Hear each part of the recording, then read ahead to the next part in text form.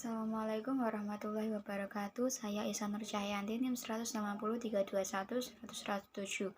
Nah, di video ini aku berisi jawaban dari soal-soal UAS mata kuliah strategi dan kebijakan bisnis. Yang pertama yaitu tahapan-tahapan strategi kebijakan bisnis. Berikut tahapannya. Yang pertama yaitu formulasi strategi, termasuk pengembangan visi dan misi, mengidentifikasi peluang dan ancaman eksternal perusahaan, menentukan kekuatan dan kelemahan internal, menetapkan tujuan jangka panjang, merumuskan alternatif strategi, dan memilih strategi tertentu yang akan dilaksanakan. Isu formulasi strategi mencakup bisnis apa yang dimasuki, bisnis apa yang harus ditinggalkan, bagaimana mengalokasikan sumber daya, apakah harus melakukan ekspansi atau diversifikasi bisnis, apakah harus memasuki pasar internasional, apakah harus merger atau membentuk joint venture, dan bagaimana menghindari pengambil alihan secara paksa. Karena tidak ada organisasi yang memiliki sumber daya tak terbatas, penyusunan strategi harus memutuskan alternatif strategi mana yang akan memberikan keuntungan terbanyak. Strategi menentukan keunggulan kompetitif jangka panjang. Kemudian implementasi strategi, termasuk mengembangkan budaya yang mendukung strategi, menciptakan struktur organisasi yang efektif, dan mengarahkan usaha pemasaran, menyiapkan anggaran, mengembangkan dan memperdayakan sistem informasi, dan menghubungkan kinerja karyawan dengan kinerja organisasi. Suksesnya implementasi strategi terletak pada kemampuan manajer untuk memotivasi karyawan. Kemudian evaluasi strategi. Evaluasi strategi adalah alat untuk mendapatkan informasi kapan strategi tidak dapat berjalan. Semua strategi dapat dimodifikasi di masa datang karena faktor internal dan eksternal secara konstan berubah. Nah, 3 aktivitas dasar evaluasi strategi adalah yang pertama, meninjau ulang faktor eksternal dan internal yang menjadi dasar strategi saat ini. Kemudian, mengukur kinerja. Dan yang terakhir yaitu mengambil tindakan korektif. Untuk soal yang kedua yaitu berikut contoh penerapan strategi pada 2 perusahaan yang termasuk dalam peringkat Indonesia atau dunia, Forbes or Global 2000, Fortune Global. Nah, yang pertama saya memilih perusahaan BRI. Penelitian menunjukkan bahwa untuk menghadapi dan memenangkan persaingan, Bank BRI dapat menerapkan strategi diferensiasi dengan cara yang pertama, memfungsikan jaringan secara maksimal. Kemudian yang kedua, melakukan penetrasi pasar dengan meningkatkan kapabilitas sumber daya. Yang ketiga yaitu konsentrasi penuh pada sektor UMKM.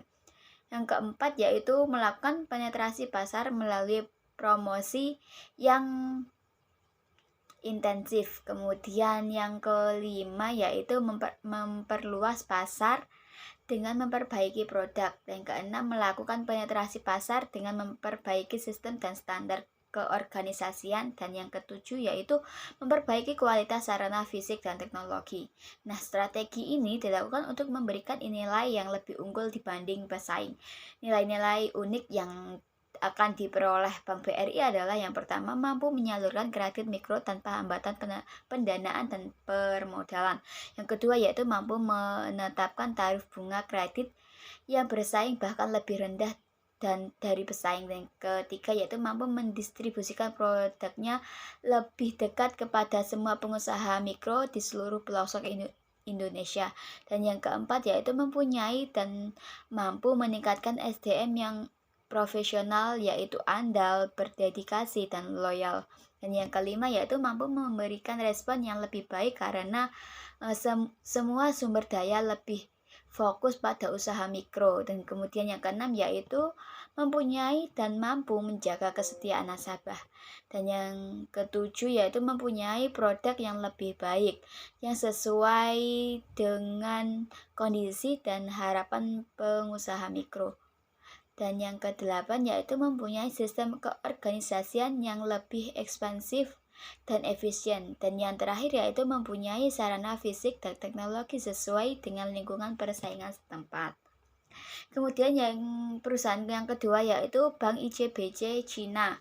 Nah, sebagai bagian dari Industrial and Commercial Bank of China Limited, salah satu bank umum terbesar di dunia, PT Bank ICBC Indonesia memiliki pijakan yang lebih kuat untuk melaksanakan praktik-praktik tanggung jawab sosial perusahaan terbaik dengan mengintegrasikan pengembangan perusahaan dan kontribusi sosial ke dalam lingkup bisnis Bank ICBC Indonesia. Dan Bank ICBC Indonesia ini meyakini bahwa harmonisasi antara aktivitas CSR dan kinerja bisnis memainkan peran penting dalam meraih pertumbuhan yang berkelanjutan.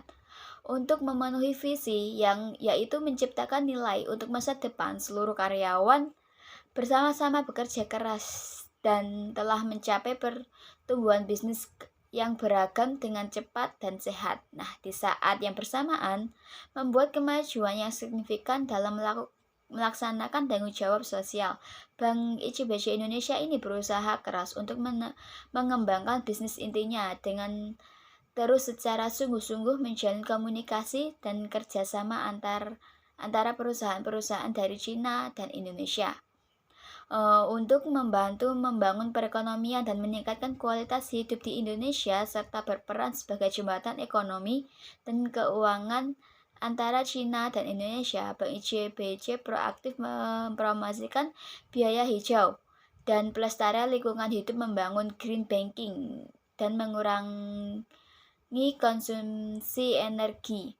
Bank ICBC juga aktif berpartisipasi dan mendukung kesejahteraan masyarakat, peduli terhadap masyarakat Indonesia, memberikan donasi melalui kegiatan amal, pertolongan, dan komitmen pada edukasi. Kemudian Bank ICBC juga memilih untuk memberikan lebih banyak kesempatan untuk meningkatkan kompetensi karyawan, memperkuat komunikasi internal, dan membangun budaya perusahaan yang khas dan harmonis. Nah, untuk menyongsong masa depan, Bank ICBC Indonesia juga berkomitmen dalam melaksanakan misinya melalui penggabungan tanggung jawab sosial ke dalam strategi dan aktivitas bisnis Bank ICBC Indonesia, mempercepat transformasi bisnis, mencapai pertumbuhan, dan memberikan kontribusi bagi pertumbuhan berkelanjutan pada ekonomi Indonesia, lingkungan hidup,